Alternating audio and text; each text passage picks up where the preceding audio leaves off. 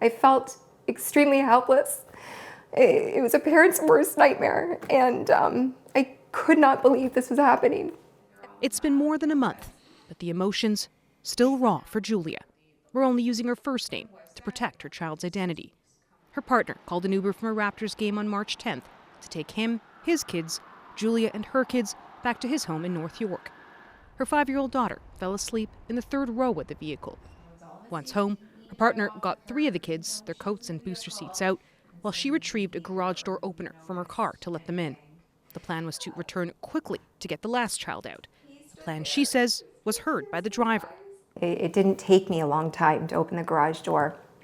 And I vocalized again, I projected quite loudly our exit plan and that I would be back to get my daughter. But when she went to get her daughter, the car was gone.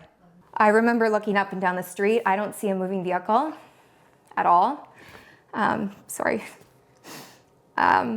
So the 3 kids are already in hysterics. Why did he leave with her? Where did he go? Julia says they immediately tried calling the driver through the Uber app, but the call wouldn't go through. When her partner tried calling Uber support to get a hold of the driver, he was told by the customer service rep they couldn't do that. He reiterated that this was an emergency. It's a 5-year-old child. You need to contact the driver. Customer service insisted that that was outside of policy. So she called 911, but was told by officers Uber asked police to fill out an online form for help.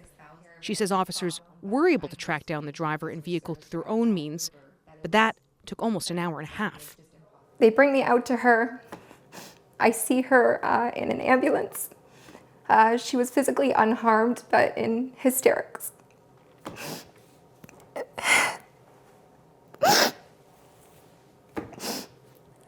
Sorry. Toronto police told us they located the driver in the vehicle in the Dundas Street West and Bloor Street West area, roughly 20 kilometers away from where the family was dropped off. They say the driver didn't realize the young girl was in the back seat and no charges are being laid. We asked police if Uber actually helped them in locating the little girl. Their response, no help from Uber. Julia now taking aim at Uber for its policies that prevented both them and police from getting in touch with the driver immediately. All we wanted was for them to contact the driver. That's it. And they refused. This is no time for bureaucratic red tape. This was a child's life. These companies have shown time and again they are not set up for this kind of thing. This tech expert says gig economy companies like Uber often minimize customer service infrastructure to keep costs down.